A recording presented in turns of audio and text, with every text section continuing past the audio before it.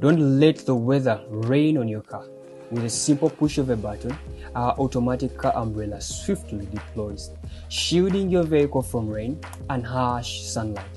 For those who prefer a hands-on approach, our semi-automatic option allows for quicker and effortless setup. No more rushing to close the car windows or worrying about damages. Embrace convenience and protection with our car umbrella, ensuring a dry and comfortable journey every time. Upgrade your car defense today.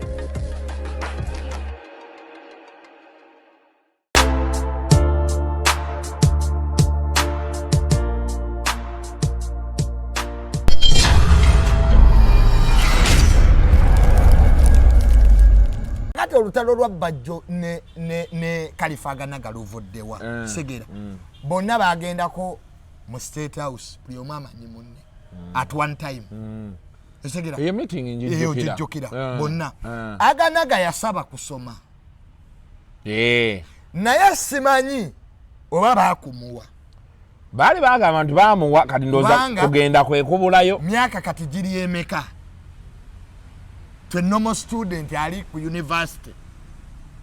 I dare Aganaga to show me his student number anywhere.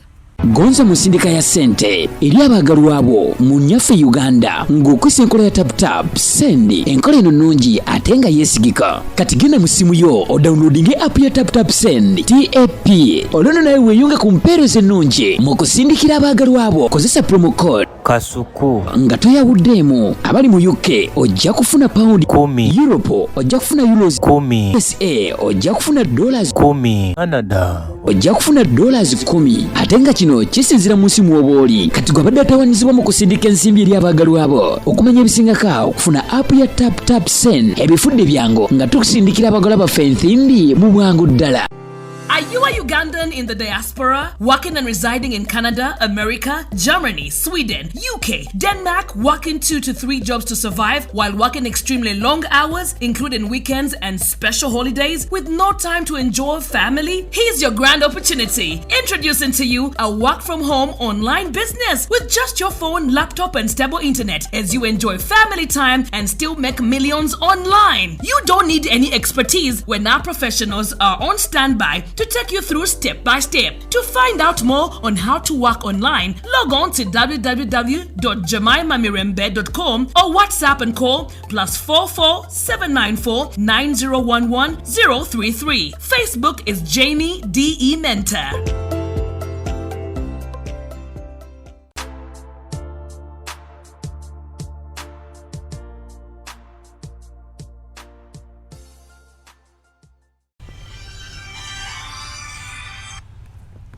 Wanje nkogambi kale bambi nkolaako nkoleka abalala nina kyenkola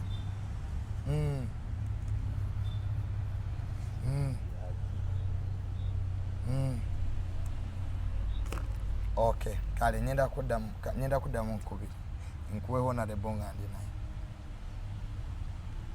ekisumuluzo otambula nakyawo wagwe ekisumuluzo soko bapozinga manyi babadde nabo bafuuse ekirala ekisumuluzo ntambula nakyo kuba ennaku zino n'amamotoka bagabba nnyo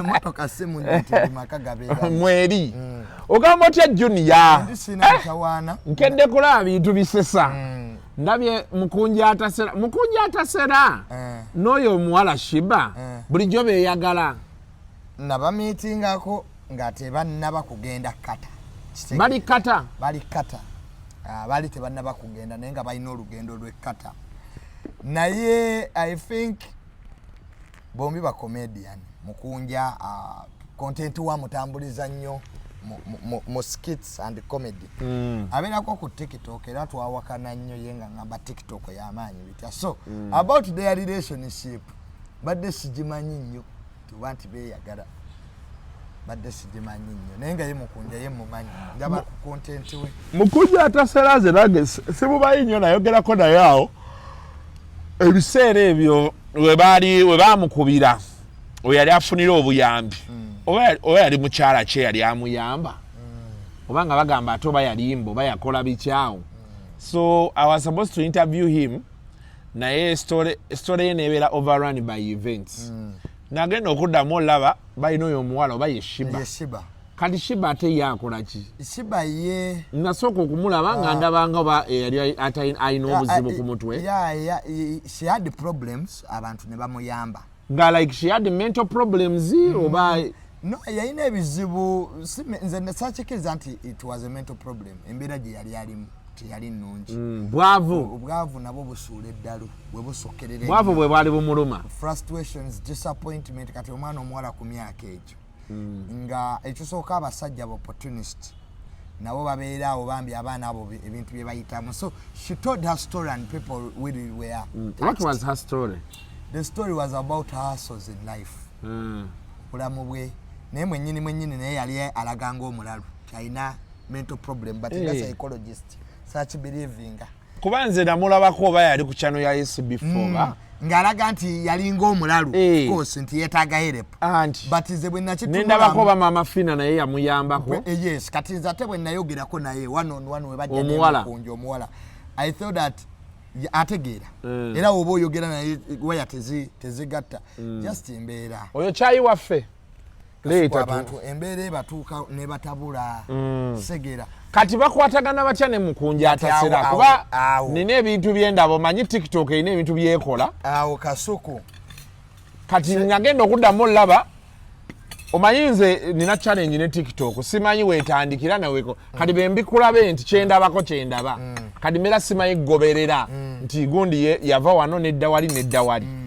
nagenda okuddamu olaba mukunja atasera yali n'omwana kati bulijjo nga beeyagala ndabye ka video kano nga amukuba ebikonde nze kyemmanyi relationship because the relationship between you and somebody sometimes ebeera private kakati mpaka nga mumaze okufunamu obutakkaanya that's when we start getting to add dots ti abantu bano n'okugenda ekkata nokola because mukunja atasera nona at the first they were not friends they were not workmates kakati webanga love ye yabagattanga it has gone sour kusegera nenze we nabalaba bakwatagana nnyo era nga balina olugendo lw'okgenda ekkata era ng'omu ku bo tayagala nakudda because Shiba yangamba tayagala kudda that's what she was telling us nayagala genda abeere kadaama atandika kadaama obulamu abutandike because TikTok erimba obeera ne 1000 viewers naye nga tolina 1,000 mu nsawo sigera obeera ne 50k naye nga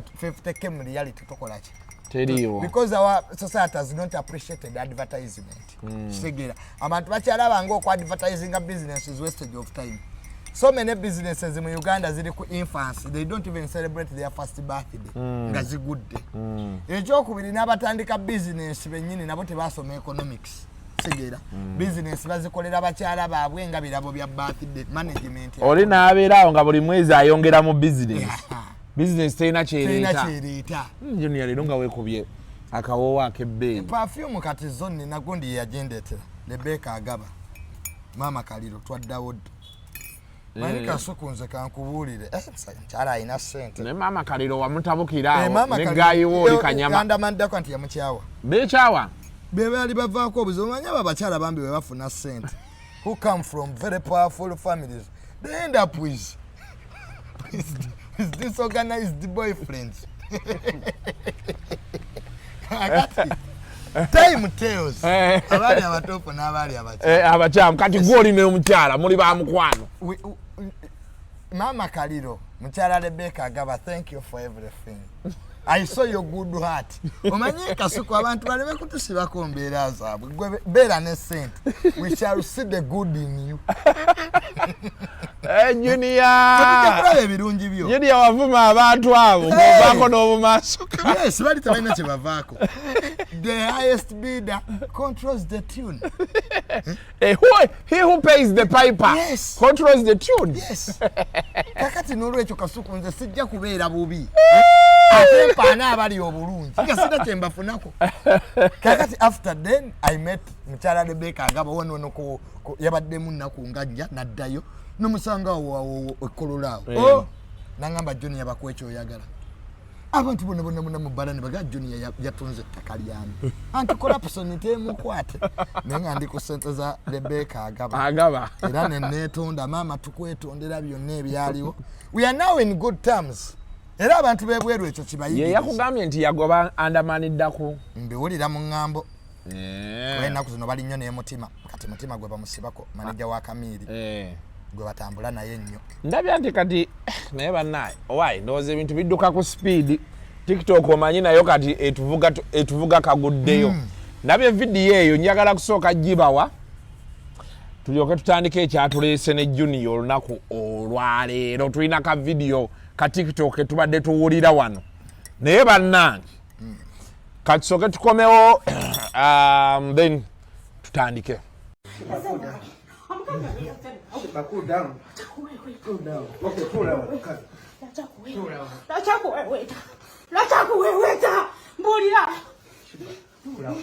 Mbulira notukolera ddala nga ndaba bwe nti nesembera ngaikoine ejjogo nekubyewa nkoze byonna netula walyeredemu nawano nesembera kunjojagaza wekitondeke waffe watakuwaweta wasokola ebintu emugonzije waffe akuwawetira tiwanisabye waffe kukola ebyo tiwanisabye waffe mukazi kuwono nakiwono buli kaseera sibulamu nagenda sanditegedde tewandikyamye mulujjawe waffe Nkoye byokola. Nkoye byokola nze nkoye. Okay, pull out one second. Mbase tezake zabambadde.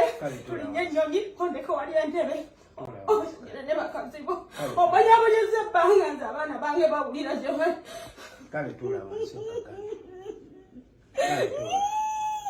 Shiba.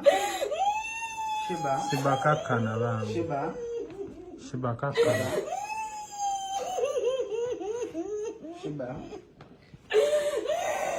Shiba. Okay, tuula wansi kale. Tuula wansi kaka. Kale tuula wansi. Tuula wansi. Yakafuna wamalayo bakumi. Nene mwana wabani mwanidasa ku street yokusinga kumpisa kungeni. Kakana. Hold down. Shiba. Tola wano kaya. Tola wano Shiba. Tola wano. Tola wano kakana. Shiba kakana. O kakana.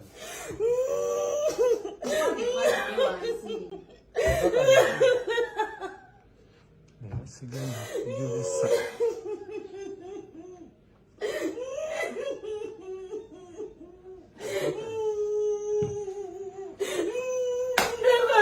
Shiba. What do you want to get up? What do you want to get up for? Get the best he was a more general kwenda. What do you want to get up for? What do you want to get up for? What do you want to get up for? What do you want to get up for?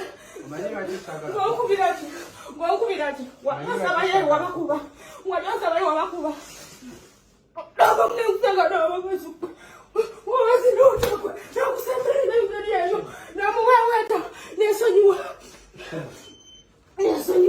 nesonyiwa gano gambe jjajja muwe sente zonna ze banfuuwa ondeke wajjajja osigaze bakazibu ondeke wajjajja.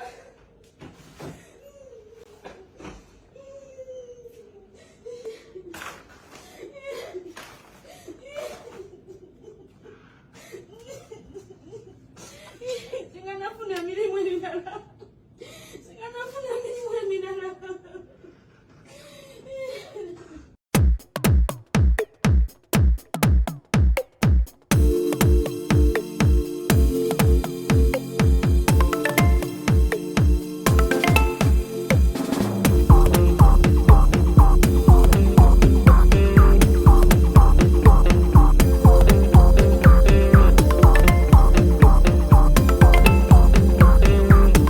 Ndowooza video girabye. Junior. Olabye video ya Bajjo ne Khalifa. Waliwo akedde ku makya okumpeereza message.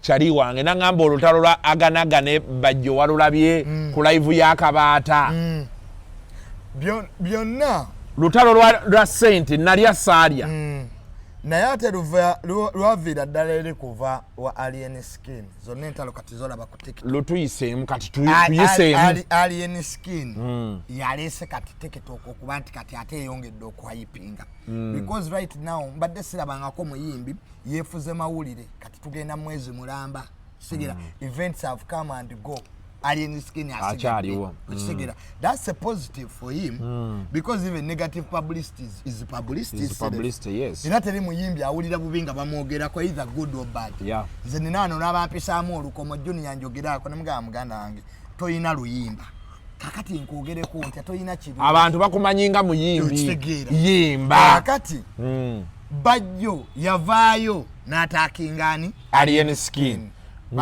Alien Skin amaze okwefuulira bitekisi balina obutakanya bwabwe nga bapromota ne Alien obuli awo kakati Khalifa Aganaga ate naye yavaayo okwo n'agamba Alien Skin yeetonde sebo ku NBS Aganaga oyo era Alien Skin n'amuyisaamu eggali namugaba bonna bagamba beetonde n'amuvuma era Alien Aganaga n'amuwa ebibye okisegeera abayimbi abaali bagambye ku Alien Skin mbufena tulya ku bantu yeetonde kakati olutalo lwa Bajjo ne Khalifa Aganaga luvuddewa segera bonna bagendako mu State House buli omu amanyi munne at one time segera eyo meeting njijjukira bonna Aganaga yasaba kusoma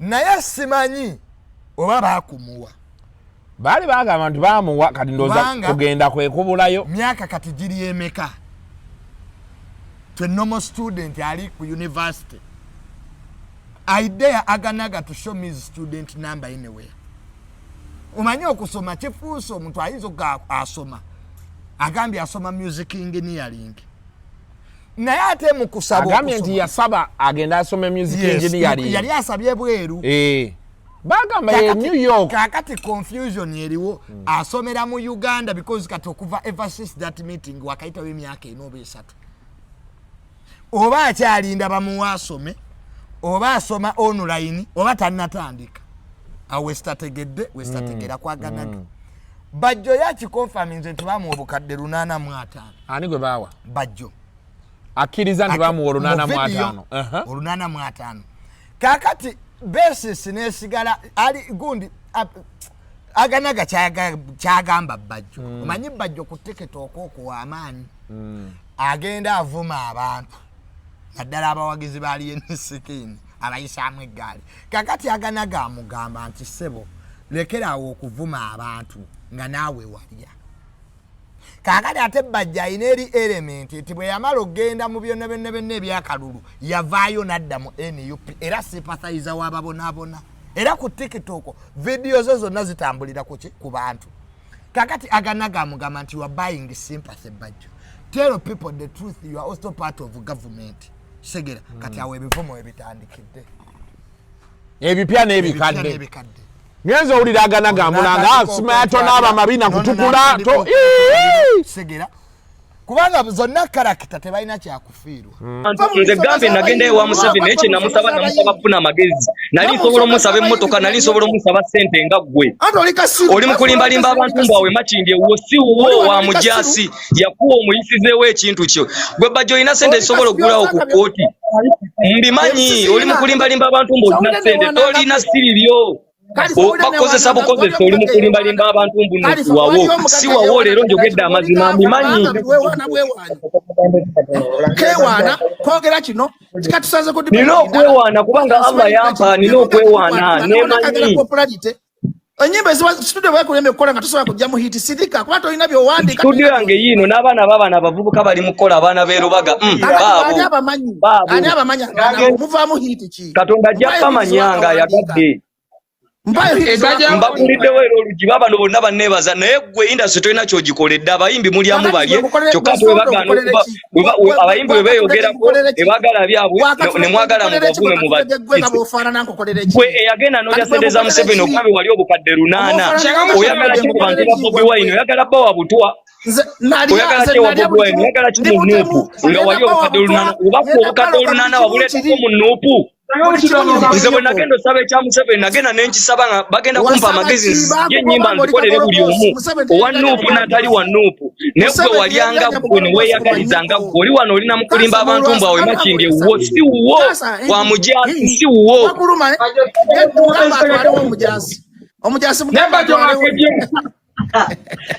si wuwo oli mu kulimbalimba abantu mbw'olina nnyo toyina gwe wali abantu balina musabula gwe balina vuma gwe ne bali ku Alien musajja wattu atalina kyalidde oli mugamba muyavumye Bobi Wine ayitiza Bobi Wine olugaayu twala eri nze bwe nagendayo saasaba byange nasaba bituyamba ne bakyali bange ge magezi Bajjo ndi musiraamu naye kati bansonyiwa okuvuma embizi omanyi bagamba efitina mbi nnyo n'enswala bulwadde fitina kaduminal kasuli esinga n'omusi efitina mbi nnyo ensaalwa bulwadde alfitina alkadiri minal katli esinga n'omusi era gwawo oli mutemu kubanga olina enswalwa ne fitina otabaketoyuti n'ebitone nga wekwasa Bobi Wine musajja wattu afuna omusango eri Allah mbuno gwe Bobi Wine bwe nakuwa amaanyi banno wabasuulanga kumbe yemmwe abakozesa Bobi Wine n'erinnya lye musajja wattu Bobi Wine yafulumiza firimu temunaba nagipromotingako wadde mu abeekola bamwagala instead of promoting the film firimu ya Bobi Wine togiteekamu ssente n'osasula ssente ku TV ne bagizannya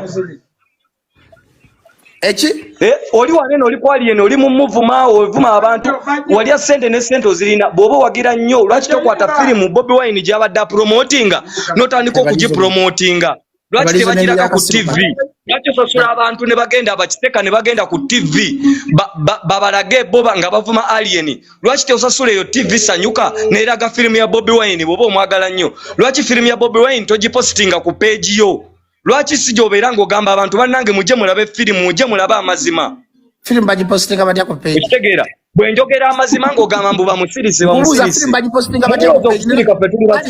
tetuli basiru nze nagenda ogenda mu politics nga nkimanyi mu politics ofiirwa naye nga maze okwachivinga ebintu byenjagala mu music okitegeera that's why ntinze kati mu music sikyayagala kuyimba nagenda ebyo nnyo ku stage zammwe mpandiika nnyimba Khalifa ani yali akuyita olina nnyimba kyezikuyisa ku bantu olituyita basiru Bajjo gwe atantegeka naye nze gye nnyimba yo bwekebera peegi yange olabo basiyimba walya miliyoni 8 gwe kennyini oyogedde wali olunaana kyokka oli wano oli mulimbalimba abantu mbwe abantu sitago mukyawe Alien gwe eyagenda ne wa Museveni ne bakuwa ssente twagendayo ffenna nze nasaba kusoma era omuvubuka yenna ng'omunaku era nganze omuntu wa wansi kyensaba kumpa amagezi nange mbenga kubanga we bampa okusoma yensonga lwaki nakati nsoma ndi ku Victoria University nsoma lwaki nti enkya nsobola okujja ne neesimbawo mbeere Museveni nsobola okubeera n'ebisaanyizo ebyesimbawo okubeera pulezidenti naye gwe obutalowooleza mu maaso walowooza just bukadde 8 bw'ogenda okulya enkya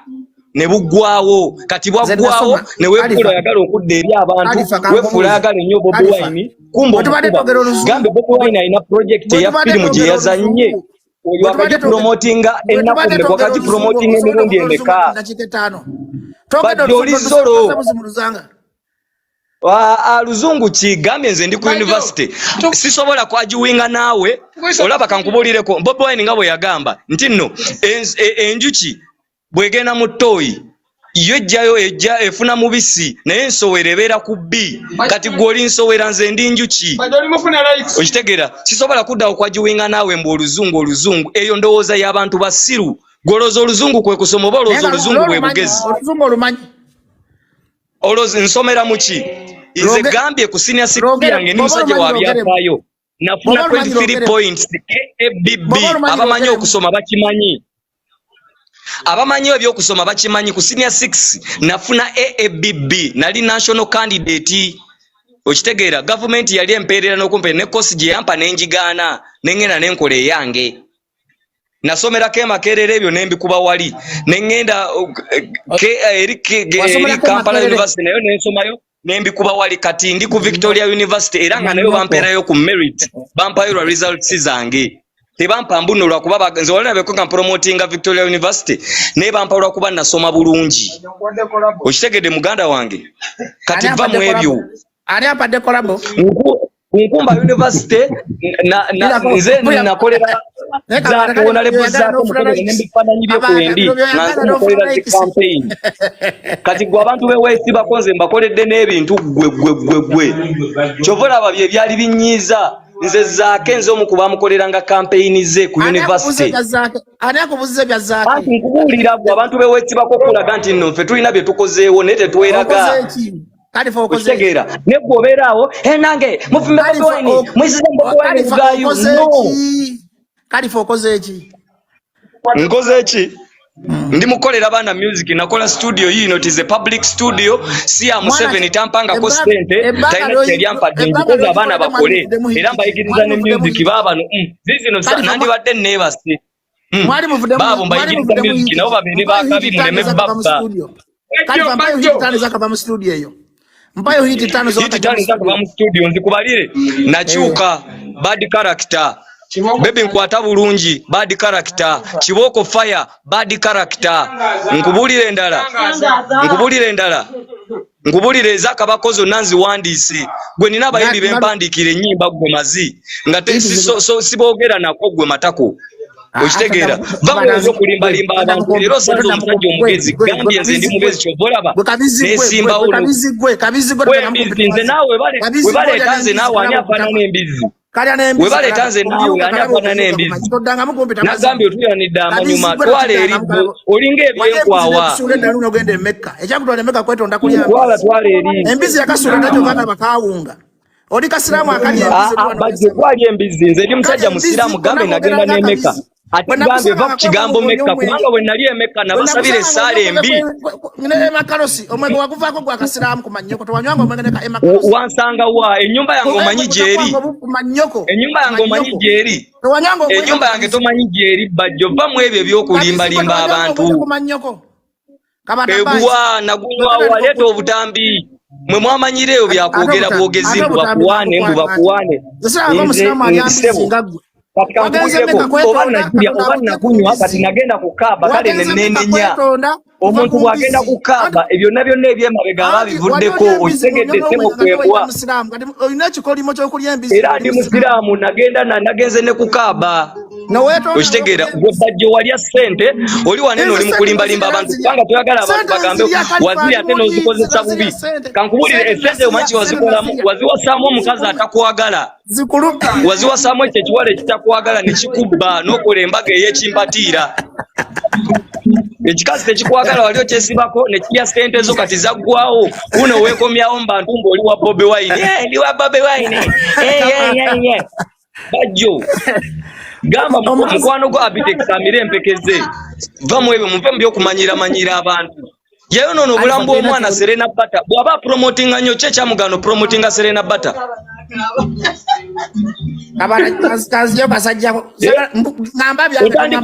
omuyimbi infact omukazi na muyimbi mukazi ne n'obuyimba bw'omukulidde nabwo n'obumujjako mbutabu performing n'omutwala ne mu kooti abasajja abalina omutima omubi nga mmwe Allah nsaba abakwateko okitegeera bwemba promotinga nnyo omuyimbi wammwe yabalema temulina muyimbi gwe musobola promotinga Serena Bata yabalema Khalifa Allah yakusonyiwa okulyemba Bajjo azimbye character ye as a person atayina amufuga kitegeera nti ayina wakeera Bajjo najja azimba character ye nti promoter yategeera business y'obwa promoter eyimiridde ku bantu kitegeera ebivulu bizze bimusala Bajjo nga kino ekyasembayo ekyani Kirevajje kitegeera kakati ebivulu bino ebizze bimusala Bajjo tasobola kuva ku maanyi g'abantu kitegeera kweyekutte naye ati abantu bali ne Alien Skin ate akuba Alien Skin Alien Skin si maanyi g'abantu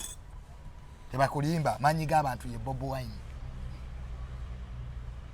era ekyo njagala nkyogere bulungi mu kamera Alien Skin yakola ensobi yali tannatuuka kwegeraageranya na Bobi Wine Alien Skin malala na nduulu bye bimuwaga era namugamba Kasuku naye maze ebbanga ng'omukolokota asi mukolokota sikkiriziganya na malala you a professional, I'm a professional buli muyimbi yenna alina okukitegeera nti one ekigisa music industry erina other factors ezisuka ku muyimbi. One, the promoters are also part of the industry.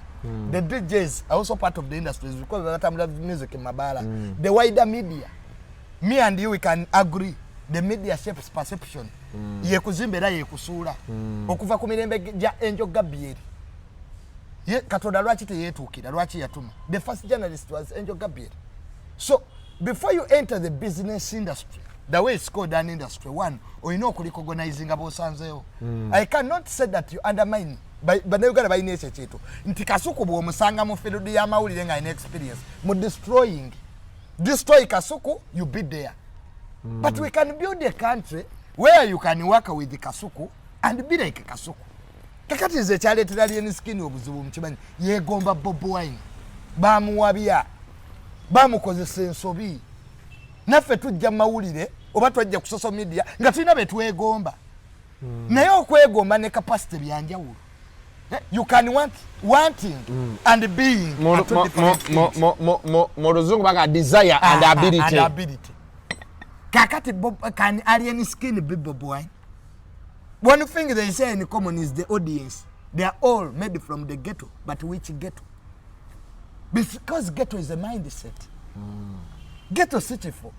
Nange Tamale ndi bulungi naye ndi mu ghetto yange because nene bizibu.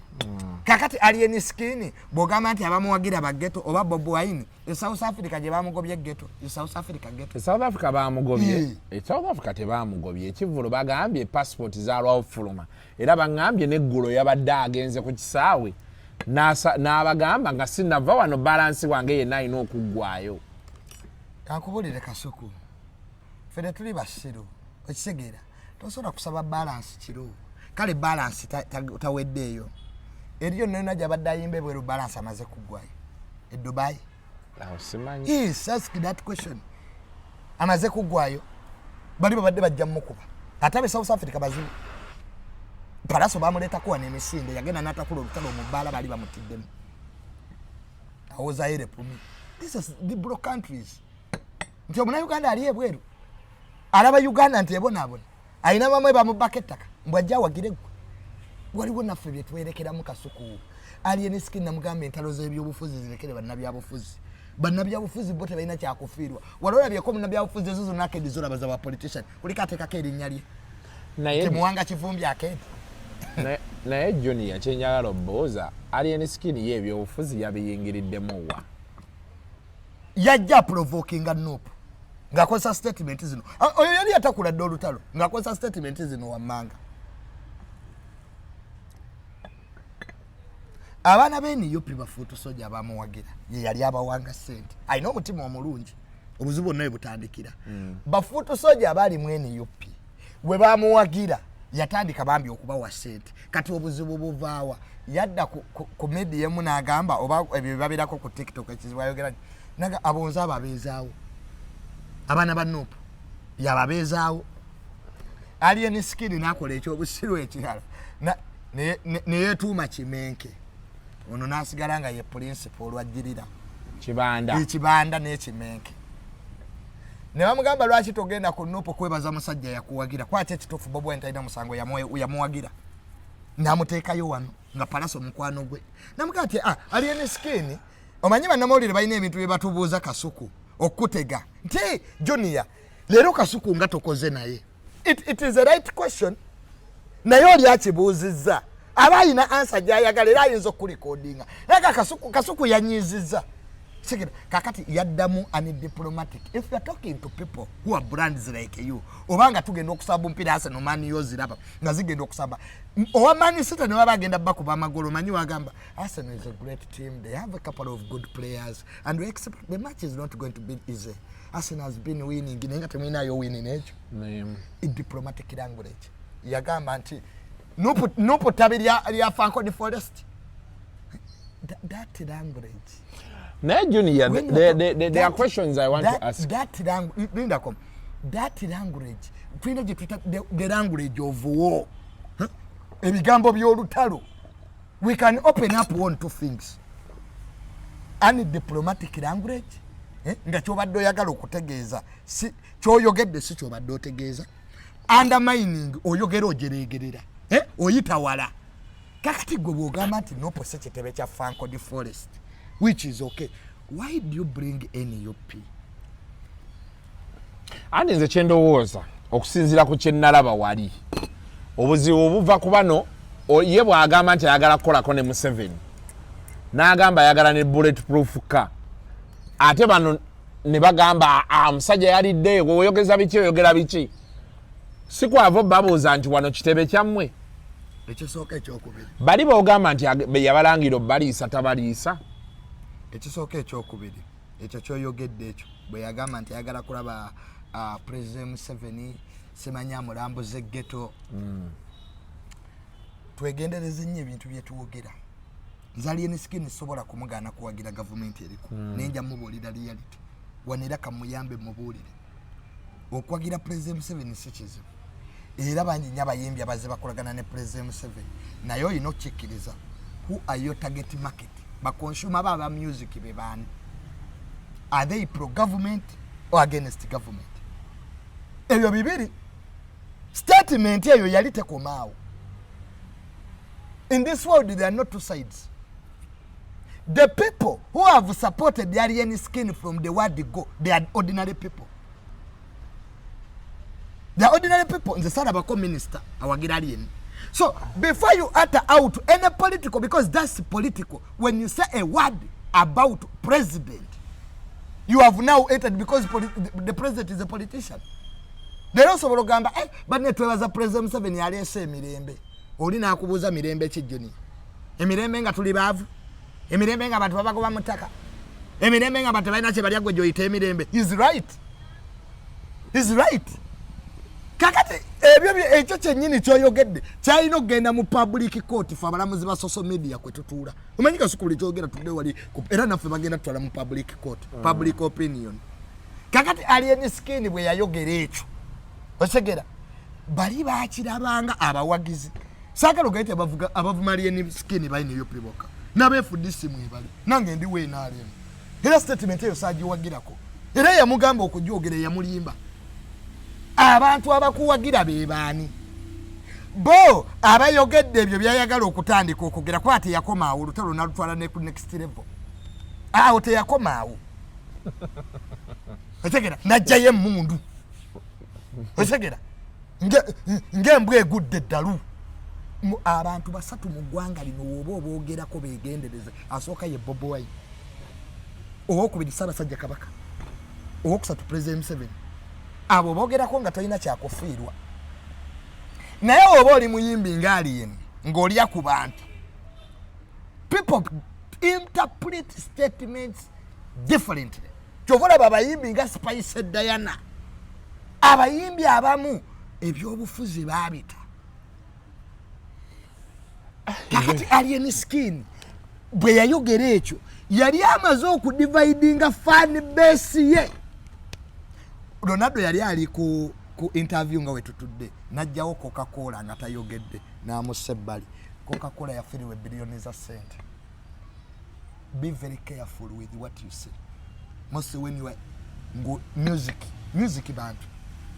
Kakati abantu be bwe yayogera statement eyo they shot this stuff obutali bumativu.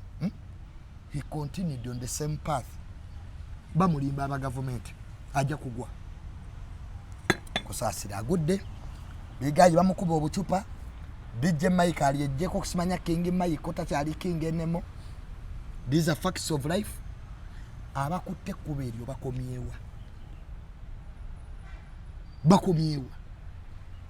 Kakati ebyo ebintu by'obufuzi political sentiments omuyimbi talaga side. Music is for all. Kyobula Ssaabasajja Kabaka ne bwe mumunyigiriza mu kalulu talaga hasigala abannanga bannayuganda tukuume emirembe naye ayinza okuba ayina side. Kakati omuyimbi yenna ayina okukitegeera kampani yonna bw'eba etandika tulina kye tuyita cultural concept. Otadde kampani mu Buganda region abaganda beeyisa batya tusobola kutwala mbizi Butambala. Can you make a poco joint in Butambala? Where Muslims are singa gye bava kakati n'olwekyo nga maliriza ekintu kino Alien Skin ategeere bakamabe bebaani be bannayuganda. Listen to them. It's called backlash. Bw'oba olina ekintu ky'okola n'olaba Kasuku ng'abantu you hear voices, conflicting voices. Stop. He refused to stop. He entered the war. Natandika okulumba Kyagulanyi butereevu. Nobody has won that. I can assure you. Nze nalabako Chameleone ng'akuba drive mpaka kiro. Weno kosa tesembyeyo. Ndabye ku bebe kulu. Bebe, big size. Don't open up words you can't finish. Bannabyabufuzi bonga batebogera. Why do you talk? Lwaki gwe basindikayo? Leave Museveni's words to politicians. I don't know why people think it. Nti boyogera ku president gwa mutaddeko. The president told you already, we are not his servants. No God, tell you muteka kuwan. You see Zame? Whether President 7 years Alien or he has Junior, all of us, we are not there. He will be a president in 2026 as long as he's on a ballot paper. Trust him, Kasuku. History has shown it. All odds have shown it. We have fought against him. If you can't defeat them, join them. Neza Junior olaba submission yange kweyensonga. I don't know why I felt some of the issues abantu ze batabukirako zaali petty. They can't be petty when they are the consumers of, when they are the customers of music. They can't be petty. You can't demean people. Your language jokozeseza jizeyo. These are beba kamaba alien. Zibera petty kunze bloga. Nzabatu wabajja ne bangamba bye bagamba alien. Mbambala. Anange kyavola nkugambye nti I felt there are petty issues. Gwe capacity joliko nga munnamawulire. Kasuku, you can open a war on those reasons, but alien cannot. He has a lot to lose. Because you see, this is what happens. Eventually twagenda twamaliza tuyingidde batugambye Alien Skin yalya project ya government biki ne batuga nalaba bagaye champion Gudo mutabani wa Mohozi awo wenyini and Lumbuye. Stop being stupid by the way. Lumbuye on a very serious note. Lumbuye bano tugamba President 7 yavaamu olubuto we kept quiet. Lumbuye yagana bakadamu kwambala kondo mu kalulu ne bafuna embuto. Some of the kadamas bye babonyabonya era Lumbuye. By the way, Lumbuye, stop being stupid and it's not funny. Okay? Obutagala muntu. I don't support people abagenda ne bagamba Alien Skin project ya government. Sige, that's not right. Mu champion Gudo mwana wa General Mohozi. Lumbuye, we have had your nonsense for a long time. and by the way, Lumbuye. Amaini nekizibu kimu nine ekintu ekitera okonsesa ennyo. Nine ekintu ekisesa ennyo. There is a way watch something. Ola video yo muntu gyolaba. Ng'omuntu ali serious. Kigatte ebibuuzo ekivubuka ekyo. Tuli mu bintu bya kisirwe. Wamma Alien Skin tumuvume ebituufu. Okitegeera. Separate nti omuntu ono interpersonal relationship ye imbi. Alien Skin yavuma ddaba amawulire. Era nawo nopu ye yali emutumye. Alien Skin oyo gwolaba. Saba ina TV you can't be alone. Tosobola kuba nti gwe ba promoter avuma bavume. Omugamba nti balance zero. Bagamba batya tuwe sente. What is that? Twagala sente. Tosobola kwagala sente nga tulina agreement. What does the agreement say? Kati kwa festival yajijjayo de kimala okulya amayirungi naga kati manjani. You can't be Chameleone ya Lion Island. These are companies. Bebe kula ina government. You must have a brand, a company. Nti Kasuku, you a promoter, I'm a musician. The agreement. Nemugamba Alien ogamba tebakusasula sente zo tulaga agreement. Taina. Hali kujetumaniza agreement. You can't operate businesses like that. I know for the management bye bimusumbuwa. I know manager we. That's a bad manager because is a dabyeko kuba Jeff Chiwa. I've seen manager Rogers. Some of the managers are damagers. They don't tell you the fact. Echokuli enofuna omugeza yasama nnyo nebitasana. Boba serebo sirikako kati Kasuku to sirikako. You must get advisors. The rose olumba Bobi Wine mubi. The raba mawulire babi, ba promoter babi. You cannot move life like that. You can't. We can't accept that. That's total idiocy. You have found them here. You have just arrived. You are causing chaos in the whole industry. No, let us restore order. Oba is enjoying his time. No, he wants to change the world order. Those are dangerous people. Like Jesus, they are reformers. Osanze order abayisraeli balina mateeka aga. Yesu yasembayo chikola to change the world order naleeta agage bamukomerera. Kakati Alien Skin ali mu kukomererwa crucifixion. People, psychology, people are the most dangerous animals to change. Omuntu nga bakimanyira. Kakati gwe Alien Skin mpozi gosalawe bintu bisatu. Okay? Wakola yaba kuwagiranga gwe. Because these promoters, your fans, nabawagizi babavuma. Mbo mapa kuko sete za recording sa waliaga tukugulira underwear sebo when ordinary people came to support you on freedom city ngati wabyogera. Why do you misuse the trust of Ugandans? Abantu bayine nyimba parasa ino luyimba lumu zonna hit wano twali tugamba ku parasa ni atusasula mbo juni yamogera bubi muleko mwana enjoying time ye.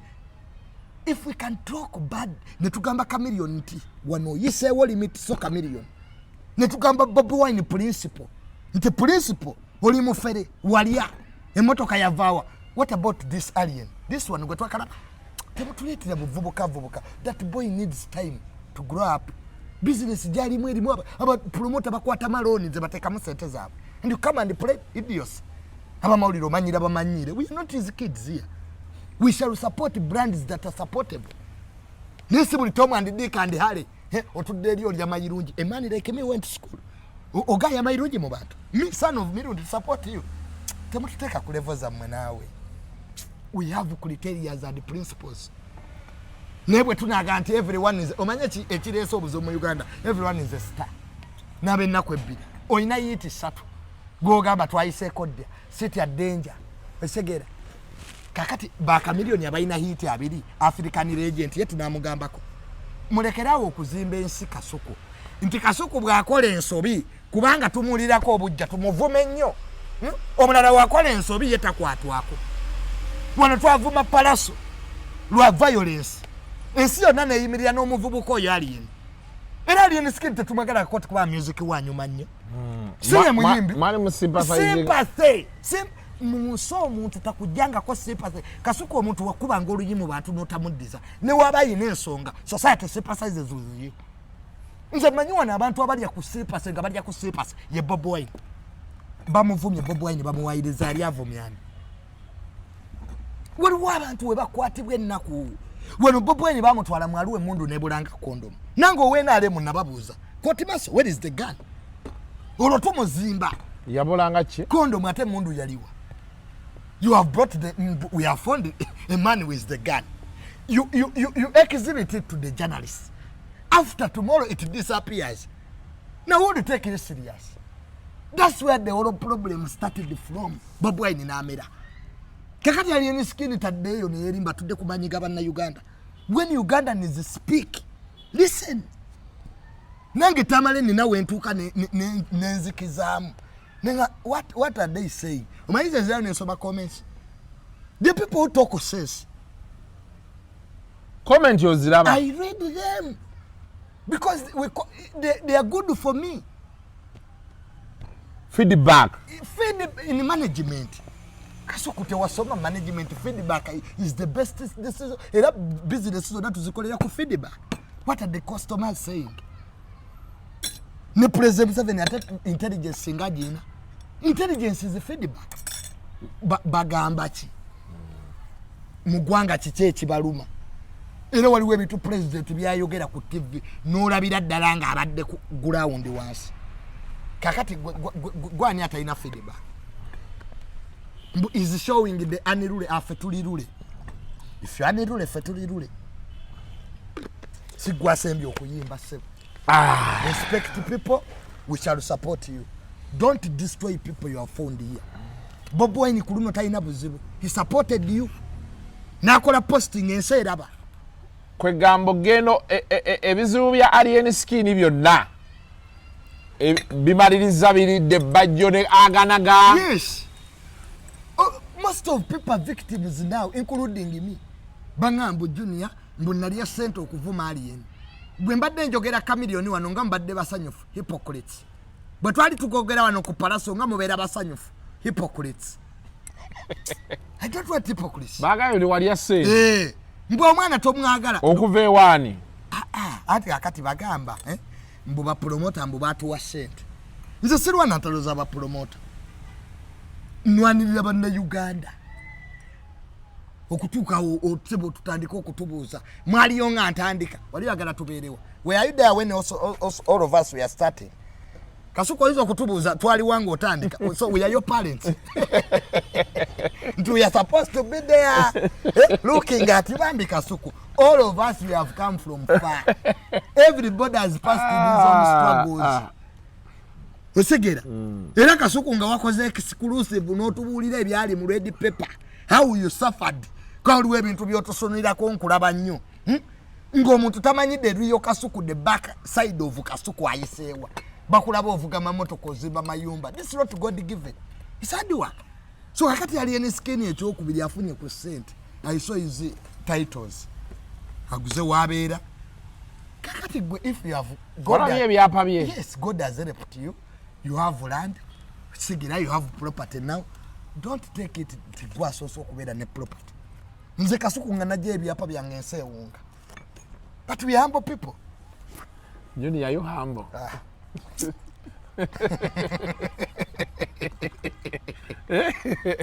Are you a humble person? Can I emphasize point here?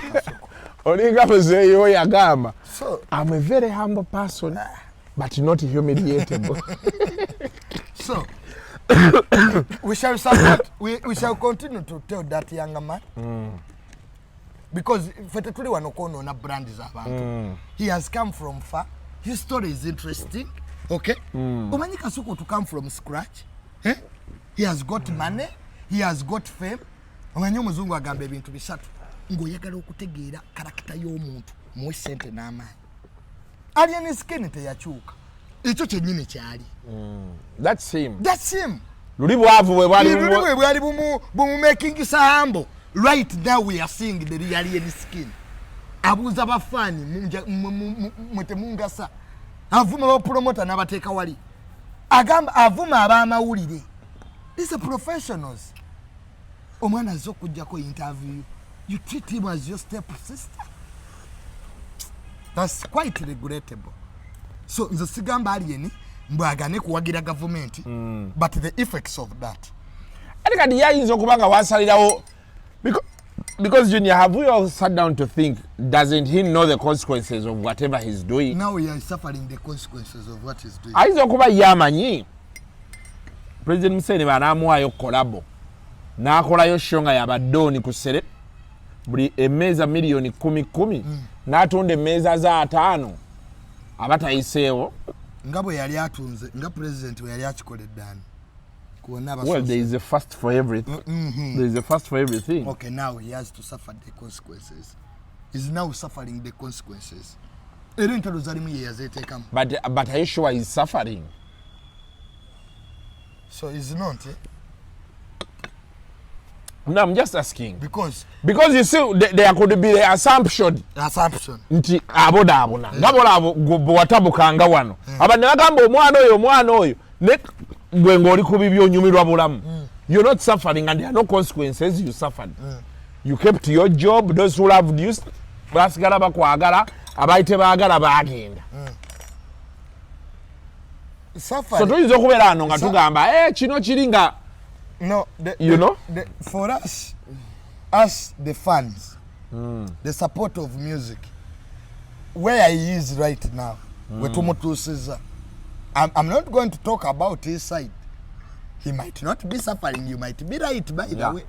But as the principal judges of social media, where the way is right now, that he did sing in South Africa, in Masaka. It was a religious concert for Catholics. Ebali wampangisiza ne Masaka. Natagenda mu Bakatoliki. Yagenda. But abantu bataninga because it was a Catholic what? The next 2 months will show us where we want him to be. Afete tuli kuye. Fe tuli wali we twagala abeere. Atitegeere nti abanna Uganda tedi kusata kola loss. Nobody that bakubuza tebagabaga siga Bill Gates taina ba accountant. Esege kakati it will depend for tumwagala aizo kwa Alien Skin and abantu emitwalo 10 nga twagala ke 3 jigende mche mwagala asigazo omusanvu kwe umanyika million ne bebe kulu baba kubanga systematically a tree doesn't fall in one day. Ate na Alien Skin aizo kutamanya nti yagwa mayole wabayimbi bakimanyite abanje nyote bakimanyite tebanagwa ninga yali tebago ngatazira kutegeka birthday party ngatasubira kutegeka birthday party batu 13 ne bajja big guy ate kati owakanyi big guy moleke sajja ngokanyunga mu wachi junior yagala kulinyirira big guy yero achi yali ayenda ku mukazi wange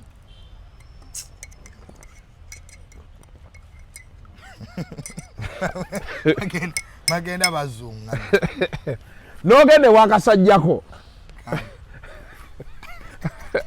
nokagamba musajja age big guy n'ennyimba empya 2 naye tezijja kusala wasula manyi wali wabayimbi tala police omane Grace Scan we befuna bonna kaliya tebayina so they bamedala ye Grace Scan alajana aina psychological problems agenda umule that's psychological problems. People should take risks. And what does obwongo kasuku ekizibu ekiziriko bawagwa deddalu nengo yambala bulungi ngatomanyi kwata zina symptoms nti omusujja gunnuma mpulira omutwe kati kyekizibu kyendwadde z'obwongo omuntu abeerawo nga mulamu ng'omulaba ayambala na bulungi naye nga ali frustrated kakati Grace Scan namugamba Grace mbunyenda kwetagenda weti kakati tunakubira nyimba ki Grace Scan nga radio ina luyimba kirwe tunakujjukirirako before you kill yourself. They are really wastage of time. I'm tired of this world. Bano bonna banayuga bayina ebiza nze bankyawa kodda did I die nakafumba mali asatu with experience ogwasembe omukazi wange yangoba mu nyumba ne bakasukira ebintu ebweru. Some of us we have had great problems. How to have an abana ba Grace Scan? You don't know even the father of your kid. Amanyi Prince Oma. Kedidi ava wato mwana afanana kedidi.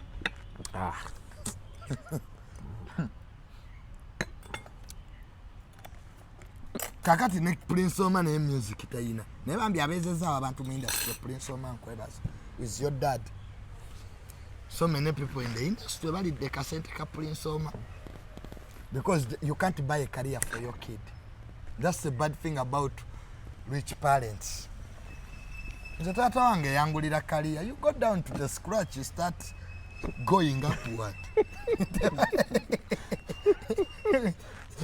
Career tebachigulira mukuru. But you want to be a musician, you don't have talent. You never call it a factor. Kasikonda numa obavudde oba nyanjogerako. One thing, wagambye desire and ability. Abazadde bakitegeere. Waliwo omuzadde yazze nangamba Junior. Njagala omwana wange ayingire ministry. Setemeka. Namugamba most of us you see appointed by the president. Careers are not bought, my friend. Ebyo bikole no mbabuloka. Namugamba there are 3 jobs you can do. Okumusobola okugula. Mutandikirewo company. Eye. Nebi ne bya public service. So kobireke. It's not for corruption. President yakwa appointing. Kati ndiyo ngani. We are all under the appointing authority of the Republic of Uganda. At appointing authority president. Yes. I'm answerable to His Excellency. President adaka yinzo kungo. Ne kati yaliko sinagobwa. How can you be in government without the president knowing? Kasuku Merali Mubabodo, my boda banyumide was there. President 7 is here for Guangalino. Find me in such nonsense. A man who convenes the cabinet every Monday, he doesn't know what is in the country.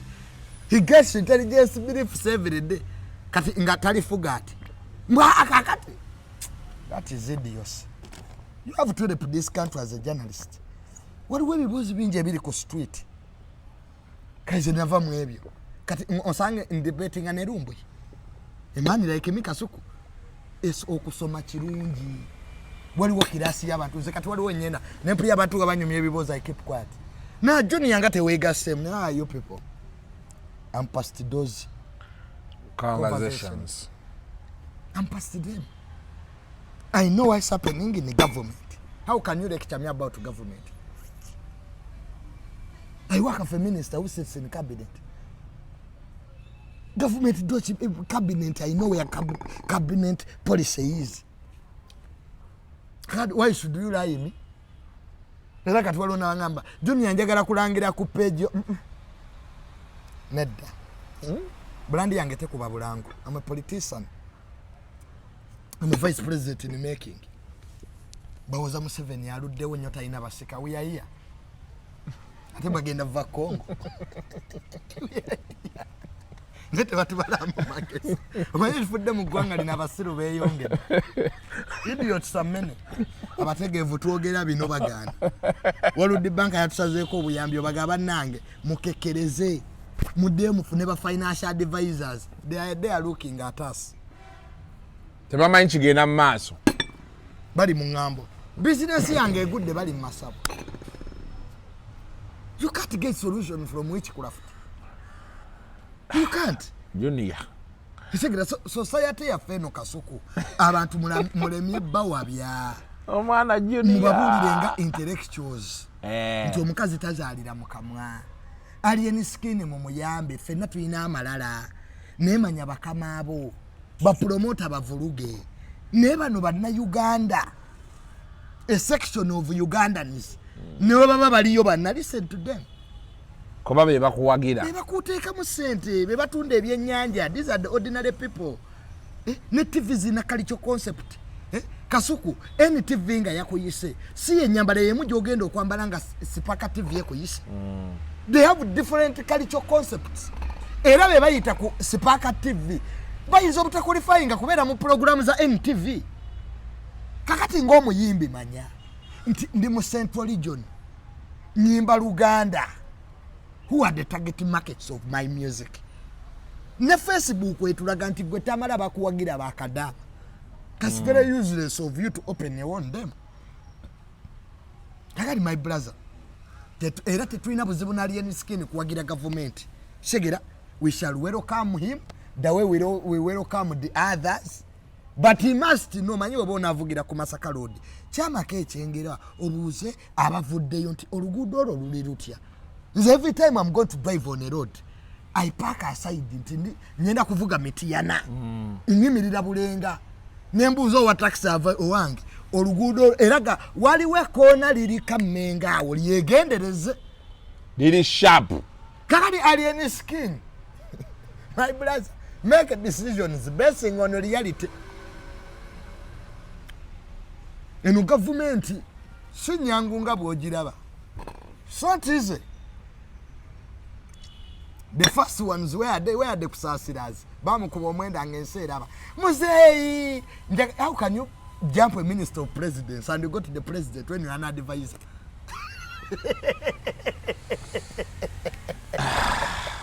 Government in a protocol. It has a protocol. How can you jump a minister of presidents? Ngabala this never am appointment. What's president yari what time? Never am appointment. He has opened on his experience. People are being frustrated in the government because they undermine their immediate fact supervisors.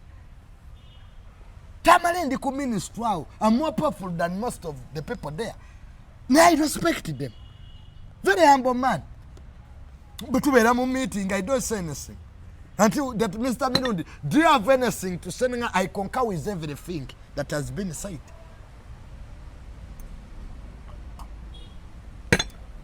Don't jump immediate supervisors. People want to be recognized. Kasuko omuntu wo mukubira essimu. No ngamba junior jebaleko. Mbadde nina kino kye nagamba ba million. They have a poor personal relationship with people. If I'm a blogger, you need me. Call me. We meet on Cafe Javas. You tell me what you stand for. The junior, this is my interest. This one is my interest. We agree to disagree. Bayimirireyo oyo tanjagala tukwaga oyinachi. We don't know what you stand for. We don't know what you're up to. Kati how can we support you? Bobo Wine chayina. Aina chayina. He recognizes those who are important to him. Chovera sami yagano mu posting. Alwadde mu ddwaliro mbwafune asayira. Bamutuma okubanda we as a principal. Sami ne katongole. Nebasanga zanodde kuwaya. You fake Bobo Wine forgets. Mama aziteka bweru batyo. Manze jogere bintu atosese. You think it's funny. I don't gonna get to chiriyo. Okay, Bobo Wine apeyachi wakati. Era oyo mwana sami yagenda ku kitebe. Lubongo ya yankubira lewisi. Ngoli katongole ba bodyguard ba Bobo Wine bayimirirako be babula. Yo mulimu gwali gwako emina ku Bobo Wine ku ba bodyguard ba Bobo Wine. Era omwana Julius Katongole akakofira kayambala. Amajega akawera yakambala. These are all hypocrites. How can you omuntu omulyamu oti olukwe? Is Bobo Wine namukolera ekintu kimu. We disagreed. I left. Omuntu sola ganti you hypocrite nga mwamugamba point blank and say we. No tamula no vaawo. Yes, nze. Kasiza kubera mu bya kisiru. He was telling me to America bajja. Anemuga principal. Let us be sober enough. There is an American here. He is going to come. Nimuga Bobo Wine. Tulekera okwera mulabada bastai. Yakugamba bochi. Sati ni mageri as I was leaving. Nangamba junior, you have left me when Americans are coming. Principle. Let us separate idiocy and knowledge. We separate dabadaba style. Josiri wa dabadaba. Jagala bitu bidiri is in America. Nimugambe eri atu watulima ntirijja kumbe lize kuchiba ba malaya Mombasa liye yongerere. Sigiri. Nimuga kakati principle. Judia. Watugamba wano tubikwase obituddize. Watugamba musajja atagenda kulayira yalayira. What am I doing here? Nzije wano njoze stocks ze magere. Really? Imani like me? Kakati nende kayobe nalekayo. I'm now enjoying life in the government. Era aba government mbeba za seta zange zetuka mu budde. The Ministry of Finance. You put my money and time. Kati president nze sobola kulwanisa 7 ku bintu bibiri. Two things they can make me to go to war. In the bush, Agarama Lodge, Agarama Bala. The day President 7 will close all lodges and bars. I will go to the bush. Make at you find the means and the street is a Tamale. Mufiriya dictator. Wali government egwanga bajikubira nduru. Ibyo byabalumbuye. Abataso batayina de baluwa yo mujiji. Kizo so lecturing. Kati lecture me. Yes. Kakali awetwaya ukanira ne principle. Era tebanyigira. Era following te yagenda because these are facts of life. Jatuka mu musanga gutute mu koti y'abantu ko fetuula watata.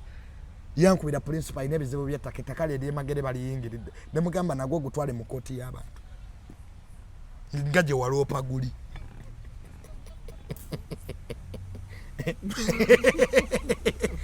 Otubulire ne koti y'abantu gyetuula. Nabalamuza bati. Bobo Wine mufera. He's also kuluku. He's an opportunist. Era nze sikubali ene skin to Bobo Wine mulungi. If they have decided all to eat money. Wesegera. Ngano ne Bobo Wine naye kwa ne nupu ne ina element enkozi ya set.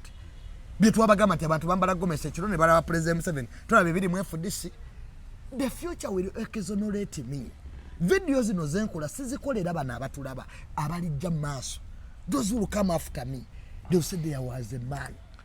Mirundi. Yes. Abantu bambala ne basala mu state house bambadde gomese kiro.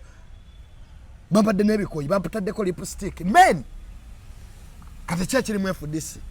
ate kano Besigye tuleke musimanyi sente gye zaava omuntu Kasuku n'akuwa obukadde 3 after 3 years sente zajja mu COVID. You are now telling us you don't know where the money came from. Kano. We are not a stupid generation to take for granted. Nandala era ekyakabya Besigye nkimanyi nandala ku billion 7 yamuwaako 3. Kano n'atulika mu mazika naye naye omwana nandala mafaali yamukuba makasi nandala yakuba Besigye makasi wategera the rightful money. Baada ite tujasukawo wano ndakulwaye mubeere bulungi mwera senkubuulira Kasuku